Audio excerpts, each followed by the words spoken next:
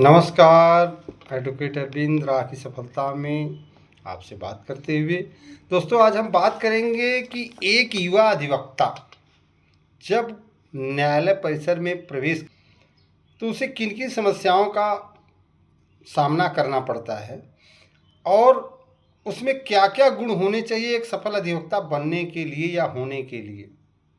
दोस्तों, जब हम कानूनी ज्ञान लेके, किताबी ज्ञान लेके, एलएलबी करके जब कोर्ट न्यायालय परिसर में प्रवेश करते हैं तो पहले एक नई दुनिया हमें दिखती है, नई दुनिया से मुलाकात होती है, रूबरू होती है।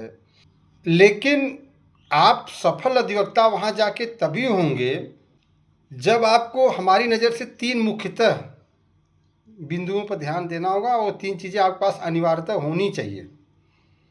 पहला, आर्थिक शक्ति, मनी पावर। आप उस घर से हों, उस परिवार से हों जिसमें पिताजी बेटे की जेब में सुबह 500 या माताजी डाल दें और ये न पूछें कि बेटा ये पैसा कहाँ खर्च हुआ, कम से कम साल, 2 साल, 3 साल, जिससे कि वह लड़का निर्भीक होके बिना टेंशन के न्यायालय में परिसर में जाए और अपने कर्तव्यों का पालन करे, अपने गुरुजनों के आदेशों का पालन करे, तो शाम को उससे घर आने के लिए सोचना न पड़े। दूसरा, सहन शक्ति। आपका सीनियर अगर आपको कुछ कह देता तो बुरा मत मानिए, सहने की शक्ति रखिए।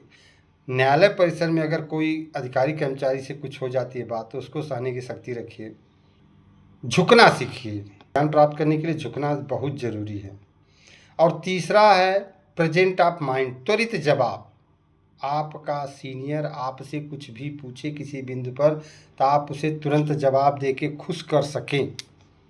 या न्यायालय परिसर में बहस करते हुए कोई न्यायाधीश महोदय आपसे पूछते हैं किसी बात पर, कोई विषय में, तो आप त्वरित उससे संबंधित संतोषजनक जवाब दें जिससे कि न्यायाधीश महोदय आपसे खुश हों।